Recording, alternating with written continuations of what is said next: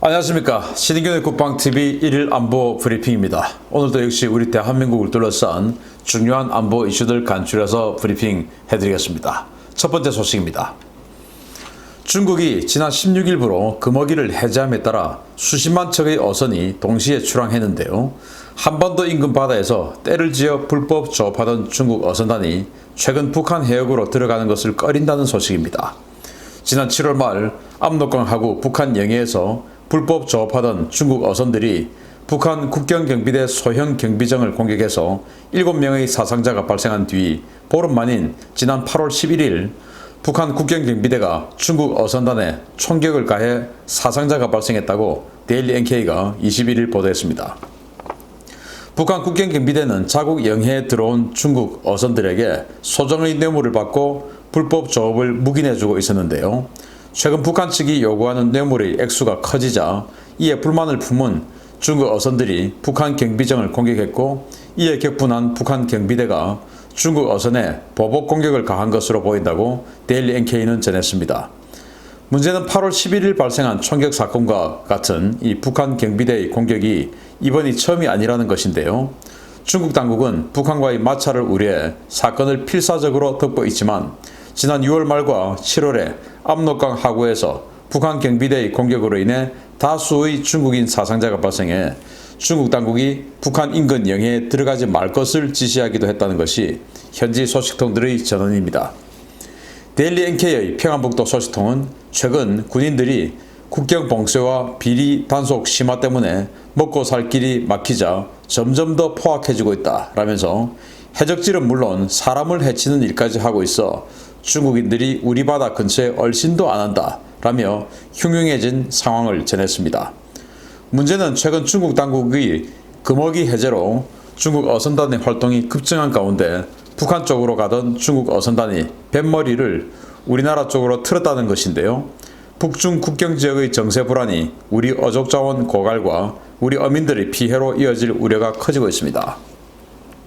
제가 7월 말에 있었던 이 중국 어선들이 이렇게 연환을 해서 때를 지어서 사설로 연결해가지고 북한 이 소형 경비정 들이받아가지고 여기에 이제 7명의 북한 군인들이 타고 있었는데 다 실종했죠. 뭐 대부분 다 사망했겠죠. 이제 이 사건을 보도를 해드린 바 있었는데 알고 보니 이 이전에 6월 달에도 충돌이 있었던가 봅니다. 이제 이 단둥 지역의 그 중국 측 그 해안에 떠내려온 소형 어선이 있었는데 그걸 보니까 거기에 이제 중국인들이 타고 있었고 그 중국인들이 난자를 당해 있었다는 거예요. 총상 뭐 또 자상 이렇게 해가지고 뭐 귀가 잘리는 등 완전히 난자를 당한 상태에서 시신으로 발견된 이제 이런 상황이 있었고, 그리고 이제 또 이렇게 오히려 북한 단속 정의 공격을 당해서 북한 군인들이 또 사망하고, 그리고 또 8월 11일은 또다시 이제 분노했겠죠. 이제 북한 군인들이 다시 중국 어선들에게 총격을 가하고, 이제 이런 사건이 발생을 해서 중국 어선들이 이 압록강 이 북한 쪽으로 가지 마라.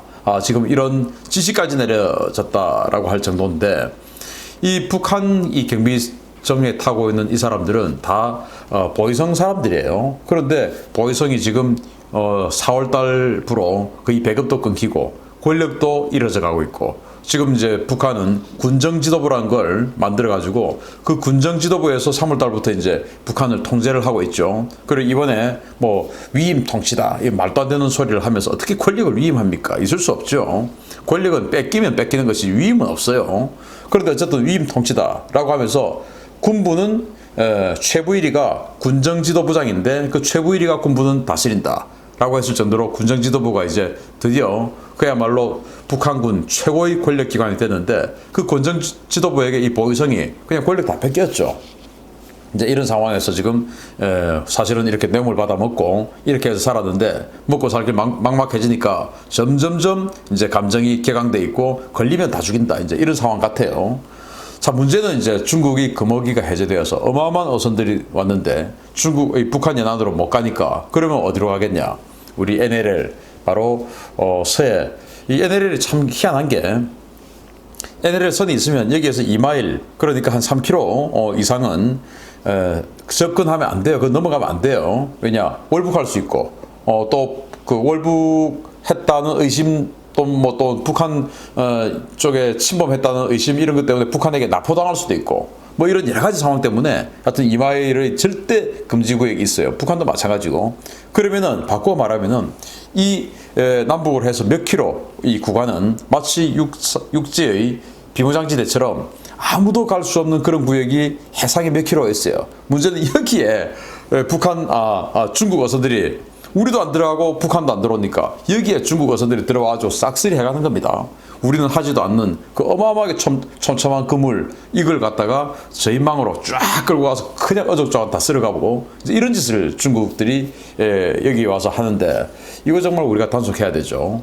그러면서 이제 또 우리 쪽으로 침범하고 또 한강 하구까지 들어가서 또 싹쓸이 해가고 이제 이런 상황인데 앞으로 상당 기간 우리 해군 또 이제 주로 이런 것들 이제 해경이 단속하는데 우리 해경 굉장히 좀 신경을 많이 써야 되겠다라는 생각이 들고 또 그러면서도 안전을 정말 중요시해야 되겠다. 제가 해경 그 상황실 이런 데 가서 봤는데 정말 이 중국 어선들은 이 창이라든지 이런 것들 가지고 다니면서 진짜로 찌르고 총을 쏘기도 하고 이러니까 우리 해경에도 사실 이 단속을 전문적으로 하는 그런 요원들을 요즘 뽑고 있습니다.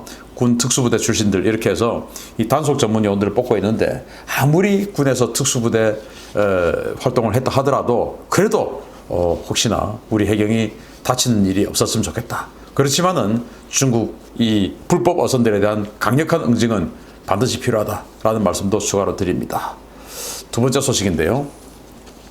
태풍 바비가 이번 주 북한 황해도를 정통으로 타격할 것으로 예상돼 북한 당국에 비상이 걸린 가운데 최근 북한 지역에 내린 집중호우로 영변 일대가 방사능으로 오염됐을 가능성이 있다는 지적이 제기됐습니다. 최근 북한 서해안 일대에 내린 집중호우로 인해 홍수가 발생했으며 이로 인해 북한의 주요 우라늄 광산과 정년 공장 등 방사성 폐기물 저수지가 범람했을 수도 있다고 올리 하이노넨 전 국제원자력기구 사무차장이 경고했습니다. 하이노넨 전 차장은 RFA와의 인터뷰에서 영변 핵시설은 홍수에 대비한 설계가 적용됐기 때문에 침수가 되어도 큰 피해는 없었을 것이다 라면서도 영변 핵시설보다는 주변의 우라늄 광산과 우라늄 정령 공장 쪽이 홍수 피해에 더 취약하다라고 밝혔습니다. 하이노넨 전 차장은 우라늄 광산을 청소하거나 우라늄 광석을 용해할 때 물을 많이 쓰는데 이때 우라늄 광석에 있는 라듐이라는 방사성 물질이 폐수에 섞여 인근 저수지로 흘러들어간다 라면서 최근 홍수로 영변 일대의 오염 저수지가 범람해서 청천강 일대가 광범위하게 오염됐을 가능성이 있다 라고 경고했습니다. 라듐은 야광물질로도 사용되는 방사성 물질인데 방사성이 매우 강하고 발암성도 높아 취급에 각별한 주의가 요구되는 물질인데요.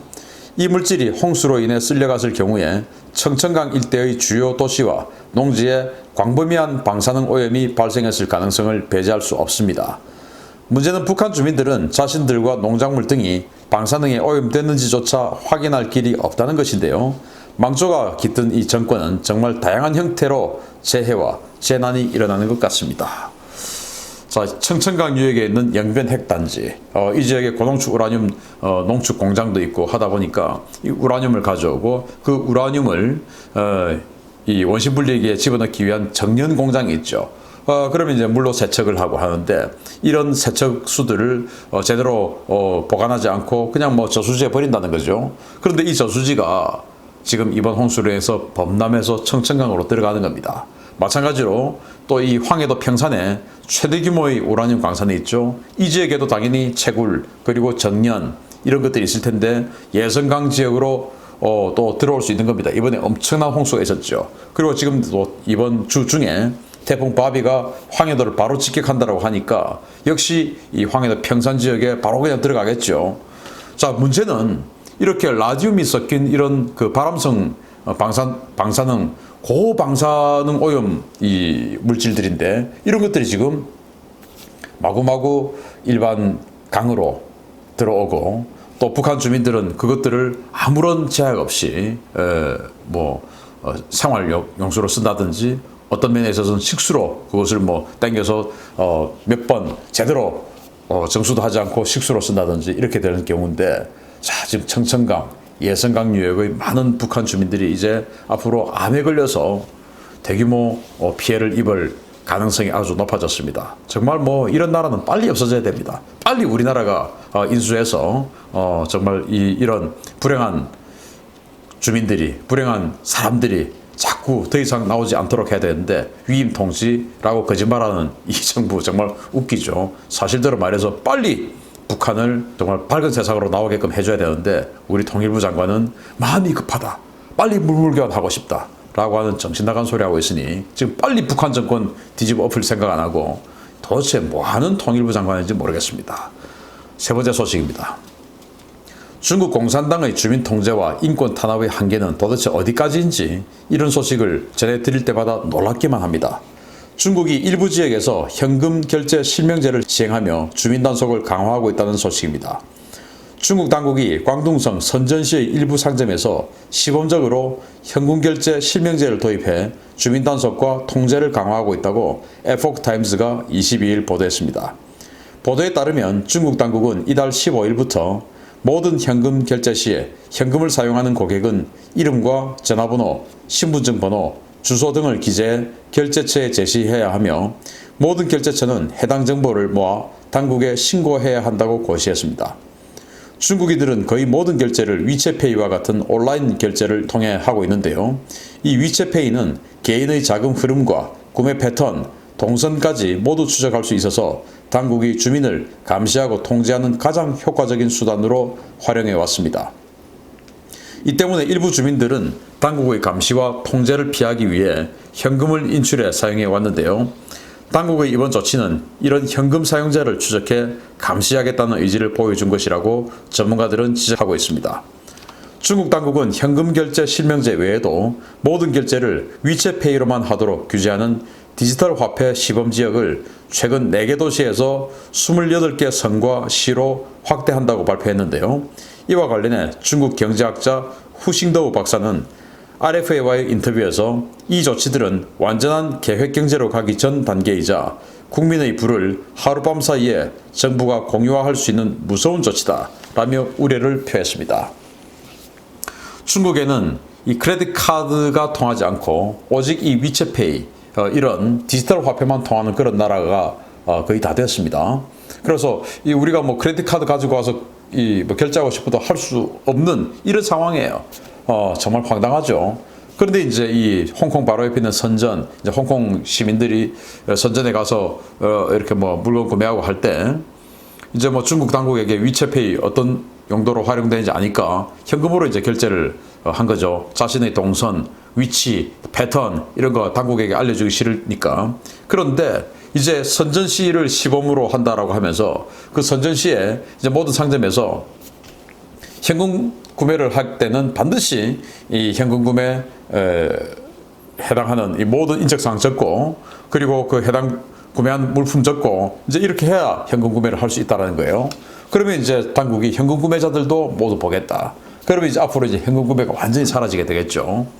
불편하니까 차라리 뭐 어차피 알려질 거 위챗페이 쓰자 라고 될 거니까요. 자, 그런데 이제 이 후싱도우 박사는, 자, 그러면은 A라는 사람이 있는데 반정부 인사예요. 그런데 중국에서 경제 활동을 돈을 쓰려면 무조건 디지털 화폐, 모든 돈은 이 은행에다 넣어놓고 위챗페이로 사용해야 되기 때문에, 그러면은 이자가 도대체 얼마가 있고 하는 거 다 알지 않습니까? 그런데 이자는 이 정부의 나쁜 놈이야. 자, 그러면 너는 오늘 재산 다 몰수야 라고 그냥 확 통째로, 여기는 뭐 이제 공유화 이렇게 이야기를 했는데 그냥 정부가 압수할 수 있다라는 것이죠. 여기 이런 데 들어가서 무슨 경제 활동 하겠습니까? 혹시 중국 진출을 생각하고 있는 기업인 여러분 잘 생각하십시오. 내 돈이 아닌 이런 상황이 올 수 있습니다. 중국 이 IT 산업의 발전을 이런 식으로 국민을 감시하는 빅브라더가 되는 이런 쪽으로 사용하는 나라, 이게 도대체 인권입니까? 이런 걸 지지해야 되겠습니까? 이런 최고 지도자 오는 걸 그렇게 바라야 되겠습니까? 그걸 위해서 우리가 많은 걸 희생해야 되겠습니까? 그런데 여기 있는 이분들은 막 희생하고 싶어서, 그분 뵙고 싶어서 난리죠. 정말 이상합니다. 마치겠습니다. 감사합니다.